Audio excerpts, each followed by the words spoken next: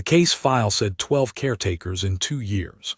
I read it twice in the anteroom, sitting on a folding stool with my kit bag between my feet, because 12 is not a number you skim past. It means something happened 12 times and the same thing kept happening, and the question worth asking is whether the problem is in the room or in the 12 people who walked out of it. I'd read enough pediatric case files to know the language they use when they don't want to say what they mean: challenging behavior, adjustment difficulties, communication barriers. I'd also worked enough frontier postings, 3 years on a border medical relay, 4 years running a pediatric recovery unit on Velanrath Station, to know what those phrases usually described. Children who were scared. Children who'd been treated like a problem to be managed rather than a person with an opinion about how they wanted to be managed. Children who'd learned that adults came and went, so the correct response to a new adult was to make the leaving happen faster on their own terms. I put the file in my bag and looked around the anteroom. It was a small room, clean, with a bench along one wall and a terminal on the other. There were 7 small dark circles in the ceiling. Cameras. I'd been told about them when the placement coordinator from the Compact Medical Liaison office contacted me. The Queen had requested a monitoring feed from the Suite Standard installation for high-dependency pediatric care, the coordinator said. I thought about it differently. 12 caretakers. You put up cameras when you've stopped being able to trust what people tell you about what's happening in the room. That was fair. If I'd watched 11 people fail at something that mattered to me more than anything, I'd want cameras too. I knocked on the inner door and waited. It opened partway. A child, one of the triplets, dark hair, pale amber eyes that matched the photograph in the file, looked at me through the gap, not with curiosity, with the specific assessment of a 7-year-old who has developed a professional-grade evaluation system for new adults. I did not smile the practice smile. I did not crouch to their eye level with the deliberate warmth that children recognize as a performance. I stood in the doorway and said, "My name's Rael. I'm going to be your caretaker for the next 3 weeks. I'm going to tell you exactly what I'm going to do before I do it, and if you disagree with something, you can say so." The child looked at me for a long moment. "You're human," she said. "Yes." "You smell different." "Probably. What do I smell like?" She thought about it. "Dust and something sweet." "I had green tea this morning on the transport. The compact blend. It's probably that." She looked at me for another moment. Then she pulled the door open and went back to her cot on the left side of the room without saying anything else. That was not unwelcoming. That was permission. I went in. The suite was larger than the anteroom suggested. 3 cots arranged along the right wall, each one accompanied by a mobility frame, articulated support structures, dark composite construction, built for upper body leverage when the lower body doesn't cooperate. The frames were adjusted to different heights, different angles. Someone had spent time on those adjustments. Between the cots and the window was a cleared floor space, covered with a soft gray mat. The window looked out onto the station's inner corridor light strip, which at this hour was running its midday cycle, a warm amber glow that approximated a temperate world afternoon. 2 of the 3 children were in the room. The girl who had opened the door was now sitting cross-legged on her cot, watching me with the same evaluating expression. On the far cot, a second child, same face, different posture, arms crossed, was watching me with the specific expression of a person who has already decided the outcome and is waiting for the confirmation. The 3rd cot was empty. "Where's the 3rd?" I said. "Tass is in the recovery alcove," said the one who had opened the door. "She didn't want to be here when you arrived." "That's fine," I said. "She doesn't have to be." I set my bag down beside the door rather than in the middle of the room where it would claim space I hadn't earned. I looked around at what was available. There was a low bench against the left wall, positioned at roughly the height of the cot mattresses. I picked it up, moved it to the center of the cleared mat space, and sat down on it. This put me at roughly their eye level, or close to it, without the performance of crouching. I was simply in the room at their height. "I'm going to tell you my plan for today," I said. "Tell me if anything sounds wrong."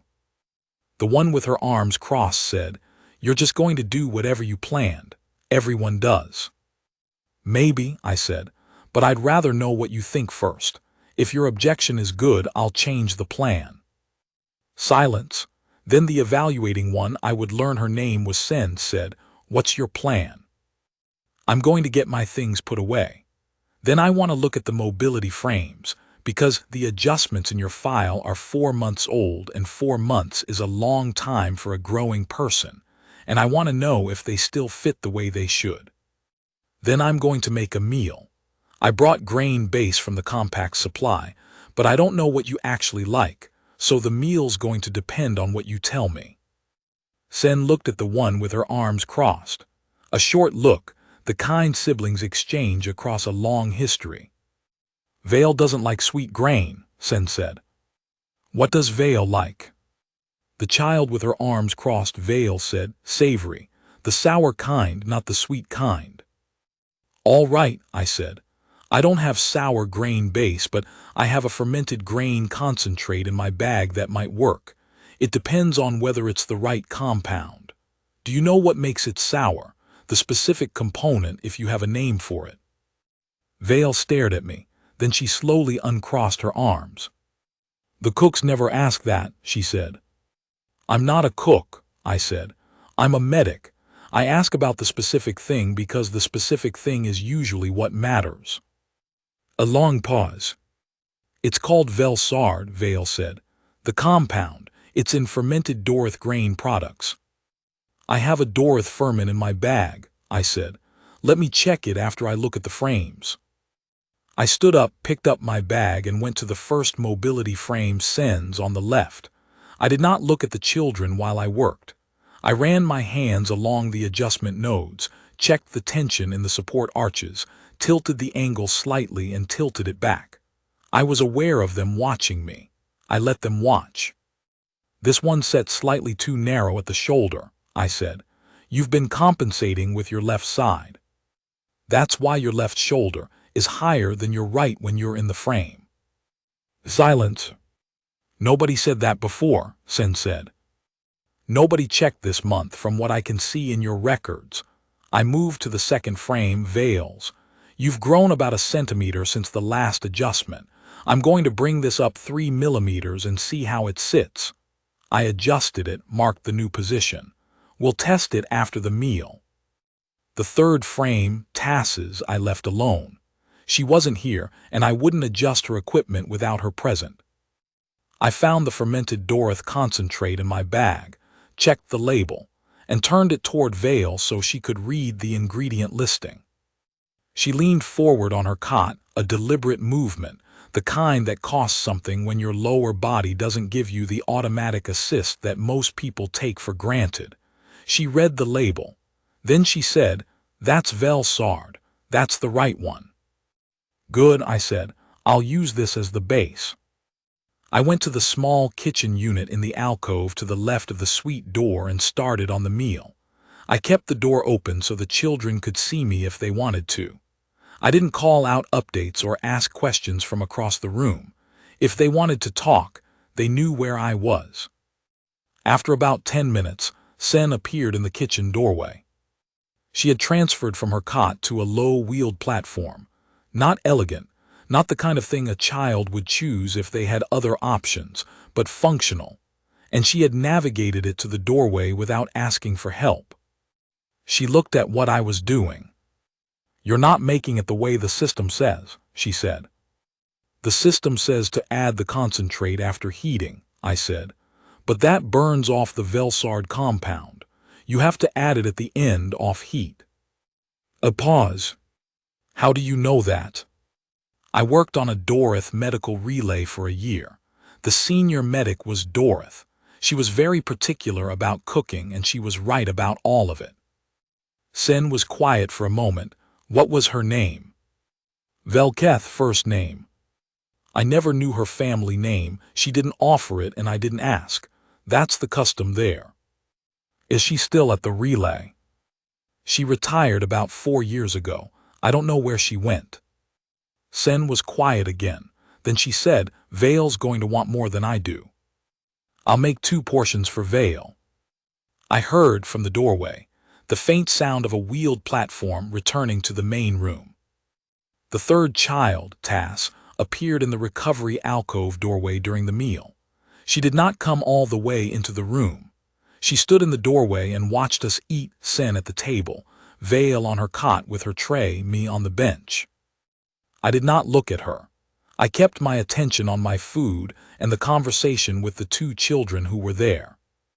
After a few minutes, Tass said, What's that smell? Fermented Dorith grain concentrate, Vale said before I could answer. It's the right Velsard compound. It tastes correct. A silence. Can I have some? Tass said.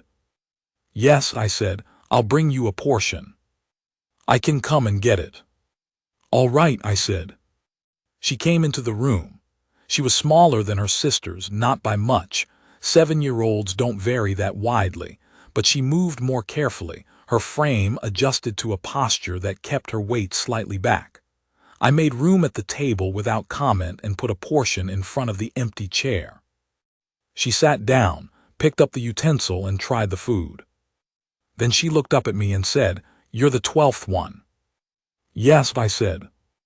The last one cried when Vale broke her tablet. What happened to the tablet? Vale threw it at the wall, Tass said, on purpose. Did she? I said. Vale on her cot said nothing, but also did not deny it. Did the tablet break? I said. The casing cracked, Tass said. All right, I said, that's good to know. Tass looked at me. You're not going to say anything about it. Not right now, I said. I don't know enough yet to have an opinion about it. Ask me in a week. That was the first day. I did not know, at the time, what the camera feeds were showing the Queen. I was not thinking about the cameras by the end of the first afternoon.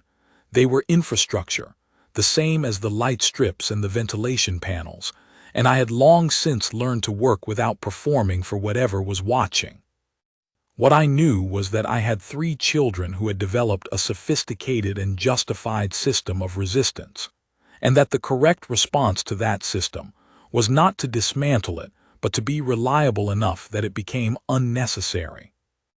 Reliability, in my experience, looks like this. You tell them what you're going to do, and then you do it. You tell them what you don't know, and then you find out.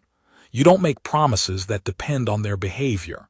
You show up the next morning. I showed up the next morning, and the morning after that. By the end of the first week, Vale had stopped crossing her arms when I came into the room. By the end of the second, Sen had started correcting my Dorith pronunciation, which was poor, and she was right to correct it, and I told her so. The Dorith tonal system uses a pitch distinction that human vocal anatomy handles badly, and Sen found this genuinely interesting rather than dismissive. She spent 2 evenings explaining the mechanics of it, drawing diagrams on her tablet, asking me to repeat specific sounds, and grading the results on a scale of her own invention. That one was a 4 out of 10, she said, on the evening of the 9th day. What would make it a 5? You need to start the tone lower. The pitch drop happens in the middle, not the end. Show me again. She showed me again. I tried again. She gave it a 5. On the 10th day, Vale told me she wanted to work on extended mobility sequences. Not the standard physical therapy protocol. She had read the protocol documentation herself, she said, and considered it insufficient for the specific compensation pattern she had developed. What she wanted to do was use the frame in a different configuration than the care file specified, one that she had worked out over the past several months and had never been able to test properly because none of the previous caretakers had been comfortable with modifications to the standard protocol. I read the protocol documentation. I looked at the modification she was describing. I asked her to explain the mechanical reasoning behind it. She explained it precisely. She was 7 years old, and she explained it with a fluency that told me she had been thinking about it for a long time and had been waiting for someone to ask. "That sound," I said. She looked at me. "The load distribution is better than the standard configuration for your specific lateral compensation," I said. "The protocol was written for the median presentation, not for yours. You're right that it's insufficient." A long pause. "You understand the mechanics," Vale said. "I was a field medic for 11 years," I said. "I've worked with mobility frameworks in field conditions without specialist support. You learn the mechanics or you make mistakes. The other caretakers didn't." "I know," I said. "Do you want to test the modified configuration this afternoon?" We tested it that afternoon. Vale worked through her sequence in the modified frame setup for 40 minutes, precise and focused, and I watched and made notes and did not offer assistance unless she asked for it. She did not ask for assistance. What she asked, twice, was for my assessment of a specific joint angle, and I gave it both times, and both times she incorporated the feedback without acknowledgement beyond a fractional nod. At the end of the session, she said, "The notes from the other caretakers said I was resistant to physical therapy." "You were resistant to a protocol that wasn't designed for you," I said. "That's not the same thing." Vale was quiet for a moment.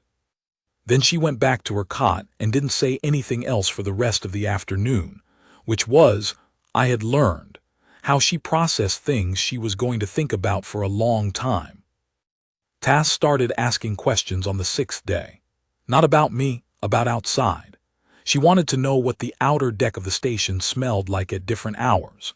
I told her, industrial lubricant in the morning near the maintenance bays, the food processing air circulation from 11 through 2, a cleaner salt-neutral smell in the late afternoon when the air exchange ran its second cycle. She listened to all of this with the focused attention of someone building a detailed map of a place they haven't been to. "Have you been to the outer deck?" I asked her on the 8th day. "Not this rotation," she said. "The last caretaker said it was too complicated to navigate." I looked at the mobility frames. I looked at the corridor outside the suite door, which I had walked twice and which was, by any reasonable assessment, navigable by a child with functional upper body strength and a frame designed for exactly this purpose. "I don't think it's too complicated," I said. "I think it would take preparation and we'd need to go slowly, but I don't see why it's not possible." Tass looked at me for a long moment. The look of a child who has been told something is possible by an adult before and has learned the cost of believing it. "You'd have to ask Mama," she said finally. "Tell me what to ask her," I said. "I'll ask." I submitted the navigation request to the station's residential coordination office that evening, citing the specific corridor route, the estimated transit time, the safety assessment for 3 children using mobility frames in a low-traffic outer deck corridor. It was a 2-page document. I had written similar documents on 3 previous postings, for different children in different situations, and the principle was always the same. The specificity of the request is what makes it approvable. Vague requests get vague answers. The approval came back the following morning. I did not tell the children right away. I told them the morning of the outing, so there was no interval in which it could be taken away. "We're going to the outer deck today," I said. "I have the approved route and the corridor windows. Get your frames ready." Sen said, "You got it approved." "Last night," I said. Tass was very still for a moment. Then she said, "What does it smell like in the morning?" "Industrial lubricant and the heat from the maintenance bays," I said. "We're going at 1400, which is second cycle air exchange. You'll get the salt-neutral version." We went at 1400. The outer corridor was not dramatic. It was a functional space, long, with service panels on one side and a narrow transparency strip on the other that looked out onto the station's external docking array. The light was different from the suite, cooler and more directional. The smell was exactly what I had described. Clean, salt-neutral air from the exchange system, with the distant smell of the fuel storage units in the far bay. Tass stopped at the transparency strip and looked out for a very long time. I stood beside her and said nothing. Vale found a section of smooth floor beyond the maintenance access hatch and spent 20 minutes practicing extended frame movements, a sequence she had apparently developed on her own and had been unable to test in the suite's limited space. She did not ask permission. She simply moved to the space and did the work, and I stayed near enough to be present without being in the way. Sen asked me, on the walk back, whether the salt smell was the same as the salt in Dorith ocean water. I don't know Dorith ocean water, I said. I've never been. What does it smell like? Sharper, she said, and warmer. This one is cleaner. Do you miss it? A pause. I miss what it smelled like before, she said. I don't know if I miss the place or the version of the place that's in my memory. Those are different things, I said. Yes, she said, they are. I thought about that for the rest of the afternoon. I had not met the Queen in person by the end of the second week. I knew she was present in the residential wing. The station records indicated her schedule, and I had heard her voice twice through the anteroom door during the coordination calls she took in the early evening. I knew she was watching the camera feeds because the coordinator's office had confirmed the feed was active, but she had not come into the suite, and I had not sought her out. The caretaker agreement was clear on the structure. The Queen's access to the suite was her own at any time, and her access to the camera feed was continuous. I was in the room as a professional. If she wanted to speak with me, she would send word. She sent word on the 15th day. The message came through the residential coordination system in the morning. Queen Velsarath requested a meeting in the anteroom at 1800. I was in the middle of the mobility frame reassessment. Vale's frame had needed a second adjustment after the outer deck excursion, which had shown me a compensation pattern I hadn't caught in the original check. I finished the assessment, noted the changes in the care record, and made the meal for 1700 as usual. At 1755, I told the children I would be in the anteroom for a short time. Tass was at the transparency window. She had been asking about outer deck access twice a week, and I had been submitting approved requests on the same schedule, and she did not look up. Sen said, "We know." Vale said nothing but held up 3 fingers in what I had come to recognize as her sign for understood. I went into the anteroom. The Queen was already there. I had seen photographs in the case file, the standard residential wing documentation, a formal entry photograph with the kind of posture that official documentation requires. The person in the anteroom was not performing any posture. She was standing beside the terminal with her hands at her sides, and she was looking at the camera feed monitor on the wall, which was showing the main suite. Tass at the window. Sen with her tablet. Vale working on something I couldn't see from the angle. She turned when I came in. Queen Velsarath was 41. The file said so. She looked like a person who had been carrying something heavy for 2 years without setting it down, which is what she had been doing. Copper rose skin, the close-cropped dark auburn hair that was slightly longer on one side than the other, the kind of asymmetry that happens when you cut your own hair because you haven't had the attention to spare for anything else. Pale amber eyes that were, at this moment, assessing me the way her daughter Sen assessed everything, systematically, without pretense. "Mr. Morn," she said. "Your Majesty," I said. She looked at the camera feed for another moment. On the monitor, Tass had moved away from the window and was talking to Sen about something. Their heads were close together. "Tass asked you last week what the station smelled like at different hours," the Queen said. "Yes," I said. "You answered all of it." She was asking a specific question. I gave her a specific answer. The Queen was quiet. The 10th caretaker told her the question wasn't relevant to her care plan. I did not say what I thought about that. I said, Tass is building a picture of a place she hasn't been to. That's not irrelevant. That's how you think about the future. The Queen looked at me directly. It was the look of a person who has been given an answer that lands differently than they expected. I watched you argue with Vale about the frame angle on the third day, she said. Vale was right about the angle, I said. I was using the standard positioning for a child her age and size. She developed a personal positioning that worked better for her specific compensation pattern. I should have asked her before I adjusted it. I told her so. You told a 7-year-old you were wrong. I was wrong. It seemed relevant to mention it. The Queen turned back to the monitor. A silence that was not uncomfortable.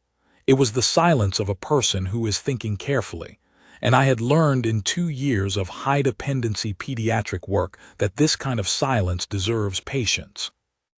11 caretakers, she said. In the first 2 weeks, all 11 told me the children were challenging. They used that word specifically. Challenging. Challenging for whom? I said. She looked at me again. For the caretaker, I said. That's the answer to the question. Children who have been failed repeatedly learn to make the failing happen quickly. It's a control mechanism. 11 adults confirmed that the mechanism worked. That's not a comment on the children. The Queen's expression did not change, but something in the quality of her stillness changed, the held-tight thing loosening a fraction, the way a person breathes differently when they've been waiting a long time to hear something said out loud. Vale broke a tablet, she said, on the first morning. I know, I said. The casing cracked. She told me about it on day 1. Tass told you? Yes. The 10th caretaker filed a formal complaint. I'm not going to file a formal complaint about a broken tablet casing. Why not? Because I don't know yet why she threw it, I said. I told her I'd have an opinion about it in a week. I now have an opinion if you'd like it. The Queen waited. She threw it because the previous caretaker walked in with the practiced cheerfulness expression and started rearranging the room without asking, I said. I've seen the placement notes from caretaker 10. The first action logged was reorganized room for optimal care workflow. The tablet was Vale's. The previous caretaker moved it without asking. Vale threw the nearest portable object. A long pause. That's not in the formal complaint, the Queen said. It's in the room log. Day 1, 18 minutes in. Item, portable reader relocated from cot left position to desk position for access convenience. The Queen was very still. You read the room logs, she said. I read all available documentation before I started, I said. The room logs go back to the first caretaker. 19 months of daily entries. The pattern is consistent. She looked at the monitor again. Sen had moved to the window now, standing beside Tass, the two of them looking out at the corridor light strip. Vale was eating something from the tray I'd left on the table before the meeting. When I put the cameras up, the Queen said, I told the coordinator it was standard high-dependency monitoring. I know, I said. That's what the coordinator told me. That wasn't the reason. I know that too, I said. She looked at me. I was watching to see when you'd leave, she said. That's what the cameras were for, to know the hour, so I wouldn't be in the middle of something when it happened. I said nothing for a moment. This deserved a careful answer. I'm not planning to leave, I said. The first 11 said similar things. The first 11 were working from a case summary that described 3 children with adjustment difficulties and communication barriers. I read the room logs. Is that the difference? Part of it, I said. The other part is that I've worked in rooms like this before. Not exactly like this, the specific situation is its own, but rooms where the children have learned that adults leave. You learn in those rooms that the correct approach is not to be especially kind or especially skilled. It's to be consistent. The children don't need exceptional. They need the same person showing up the same way tomorrow as they did today. The Queen was quiet for a long time. The monitor showed Tass putting her hand against the transparency window, pressing her palm flat against the light from the corridor. "The third rotation of outer deck access," the Queen said. "You put the request in at 2200. "Yes," I said. "After Tass asked you the same question she asks twice a week." "Yes."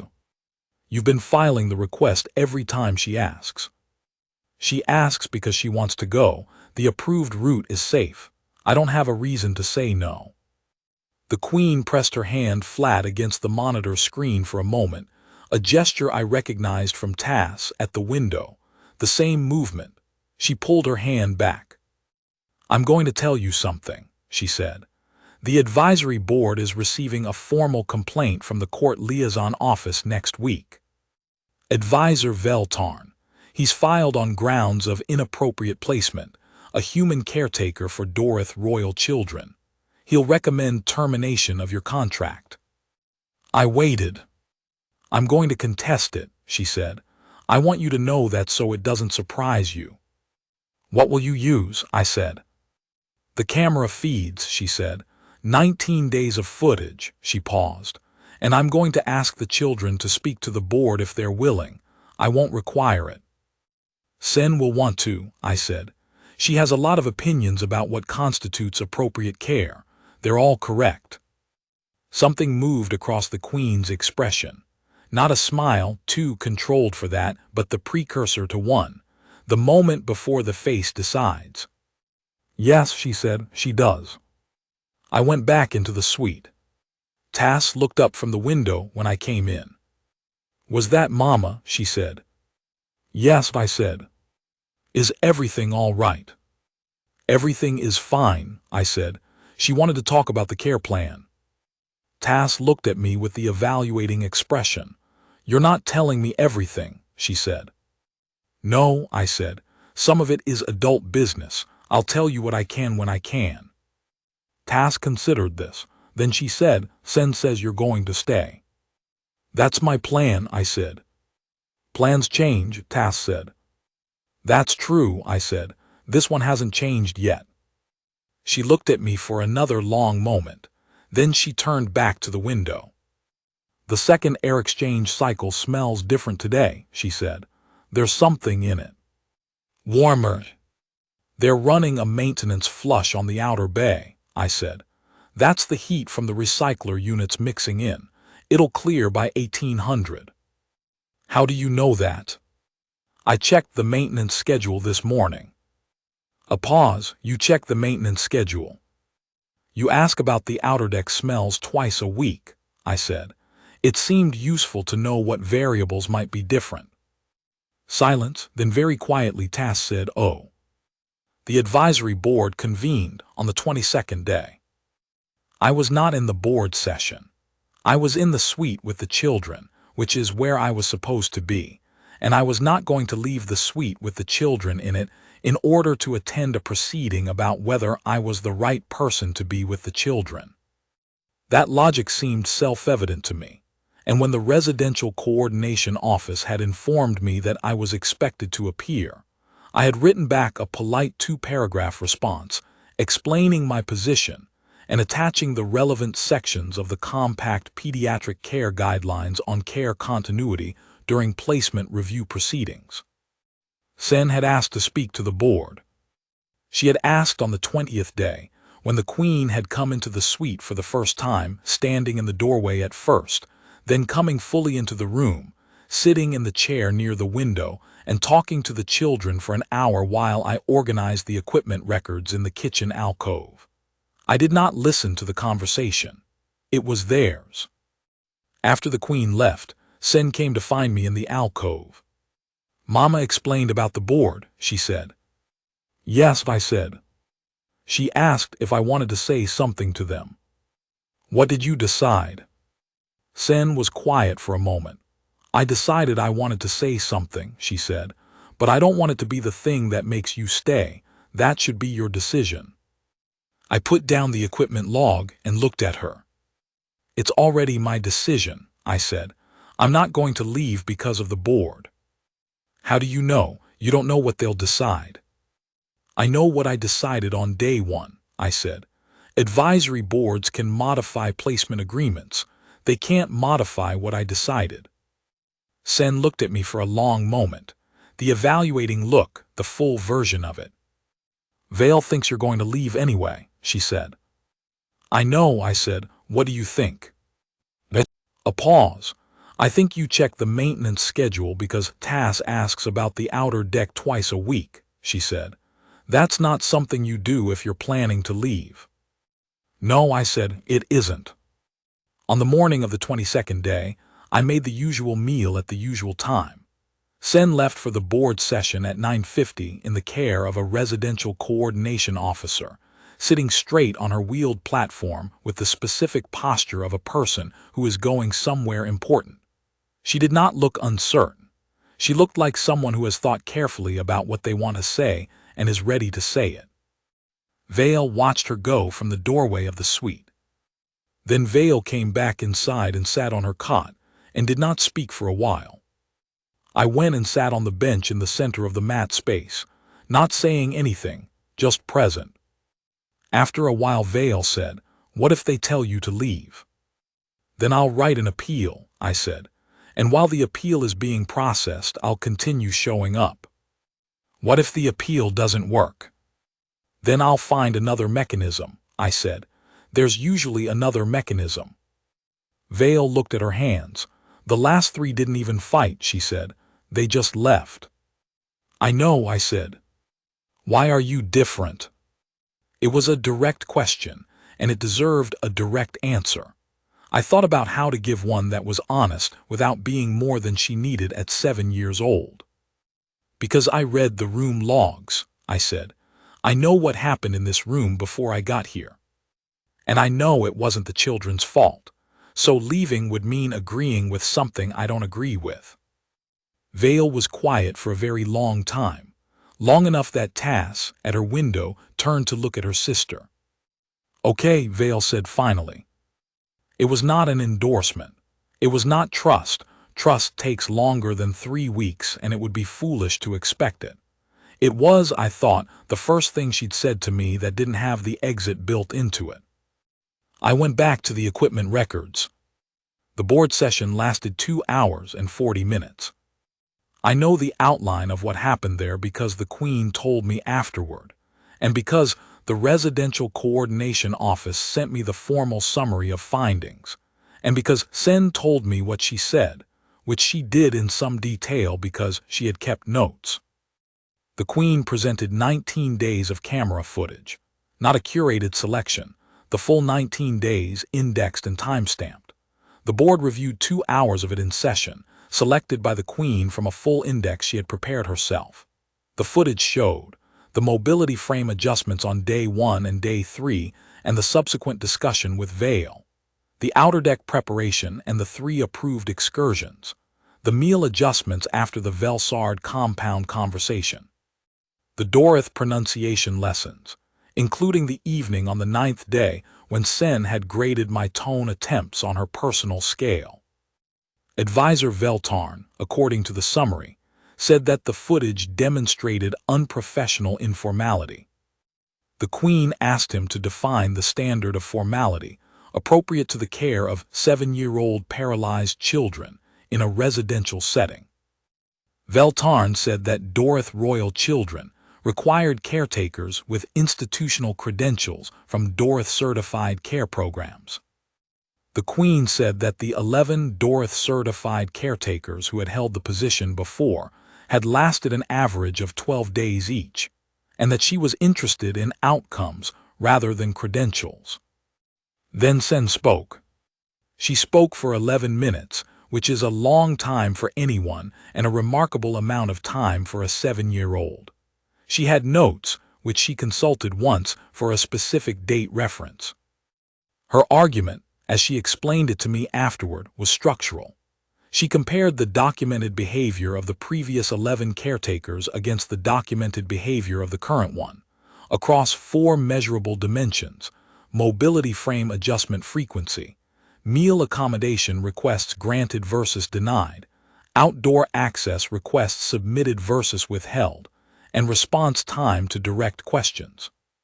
She had compiled this herself from memory and from the residential coordination records, which she had accessed through the suite terminal using the standard residential access permissions available to all suite occupants. Veltarn asked how I had access to the coordination records, she told me, sitting on her cot with her notes tablet, reporting the session with the precise satisfaction of someone who has completed a task correctly. "What did you say?" I said. "I said Mr. Morn told me on day 3 that suite occupants have standard residential access permissions, and that information is useful, and I should use it." "That's accurate," I said. Veltarn said that was irregular. "What did the board say?" The chair said that a 7-year-old accessing her own residential records to prepare testimony for her own care review was not irregular. She said it was in fact the point. Sen paused. Then the chair said the complaint was dismissed and asked Mama to submit the updated care plan documentation by the end of the week. I looked at her. "How do you feel about it?" I said. Sen considered this with the seriousness she brought to all direct questions. "I feel that the outcome was correct," she said. "I feel that Veltarn was arguing from a position that didn't account for the available evidence. I feel that this is a common error." She paused again. "I also feel that Vale is going to pretend not to care when I tell her, and then she's going to be relieved, and I should give her some time between those two things." "That's very accurate," I said. The Queen came into the suite that evening for the second time. She came in at 2000 after the children's meal, at the time I usually spent on the equipment records. She knocked on the suite door. I had not expected that. It was her suite, and waited. I opened the door. She came in. The children looked up. "Mama," said Tass. "I wanted to tell you the outcome," the Queen said. "In person." She told them. The complaint had been dismissed. Mr. Morn's placement was confirmed. The updated care plan would be submitted by the end of the week. Vale looked at the window for a long moment. Then she looked at me. Then she looked back at the window. "Good," Vale said, in the tone of someone who has been holding a position for a very long time and is now, carefully, setting it down.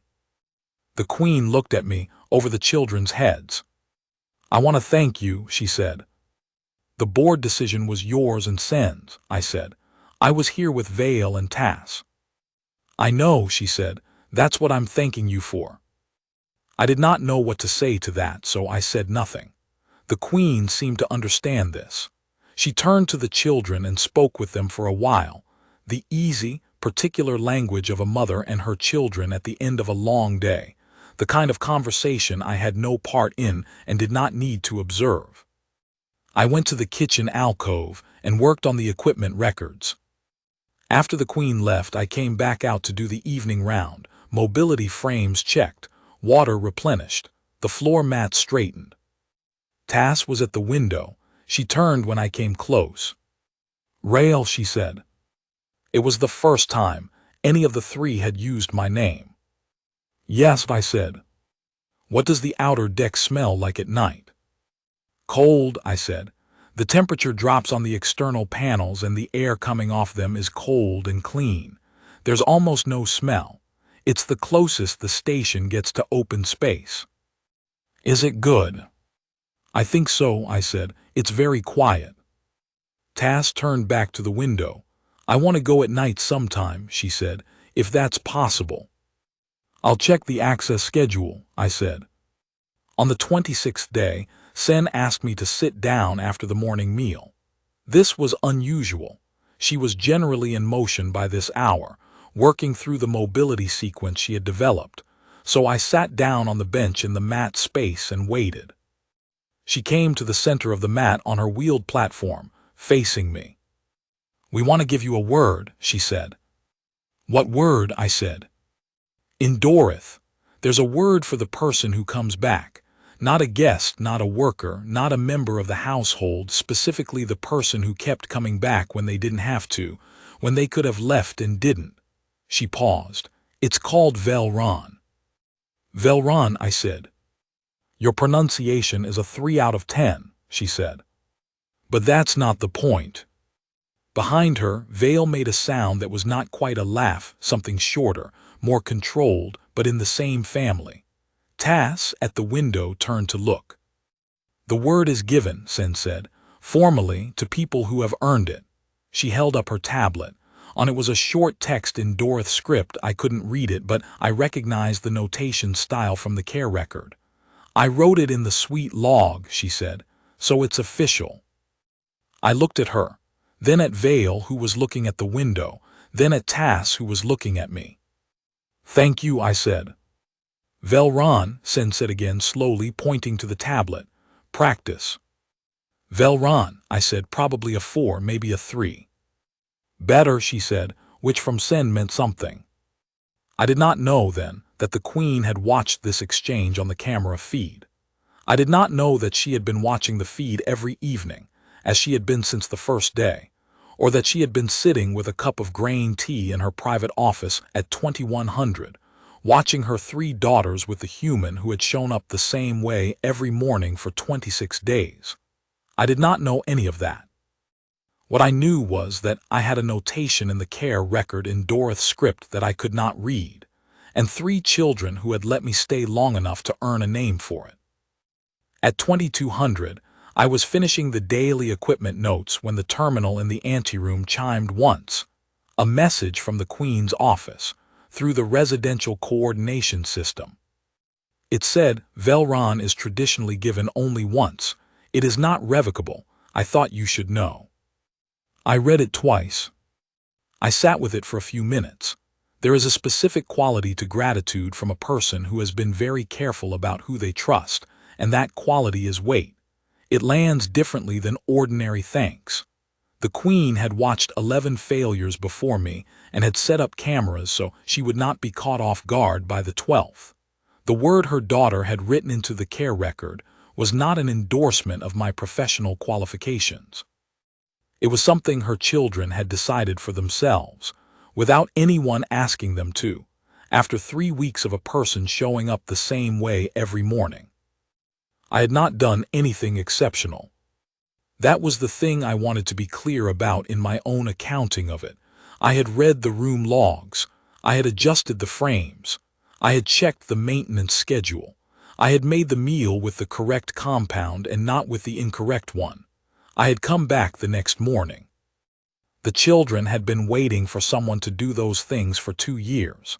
The fact that it took 2 years is not a comment on the children. I wrote back to the Queen's message through the residential coordination system. It was brief. Thank you for telling me. I'll be here in the morning. I sent it, closed the terminal, finished the equipment notes, turned out the kitchen light, and checked the corridor outside the suite door empty, the light strip running its late cycle, the quiet that comes after a station day when the traffic has thinned to almost nothing. The outer corridor air was cold tonight, coming off the external panels. I stood in the doorway for a moment and breathed it clean and salt-neutral, the closest thing the station offered to open space. I went back inside. The children were asleep. Tass had left her hand near the edge of her cot, flat and open, the way she slept when she had decided something was all right. I had noticed that hand position on the 4th day and understood it by the 8th. Vale was on her back with her arms along her sides, the modified position, the one that worked with her lateral compensation rather than against it, the one she had worked out herself and had finally been able to test because someone had asked her to explain the reasoning before overriding it. Sen had her tablet face down on the cot beside her, notes still open from whatever she had been working on before she fell asleep. Probably the care record entries she had begun keeping in parallel to my own, which I had discovered on day 18 and had read with the careful attention they deserved. I adjusted the ambient temperature by half a degree. The external panel air was cold tonight, turned out the matte space light, and left the corridor light strip at its low setting. the one that put a line of soft amber across the floor from the window. Tass, in the morning, would want to know if the outer deck air had smelled different at night. I had checked the maintenance schedule. The recycler flush had cleared and the air exchange was running clean. The cold panel smell, pure and salt neutral, the closest thing the station offered to open space. She had asked me once whether it was good, and I had said I thought so. I had meant it. In the morning I would tell her what it smelled like at night, and she would ask her next question, and I would answer it the same way I had answered all the others, specifically, because she was asking a specific question and specific questions deserve specific answers, and because she was building a picture of a place she intended to go, and the picture should be accurate. I would be there in the morning to tell her. That was the plan. The plan had not changed.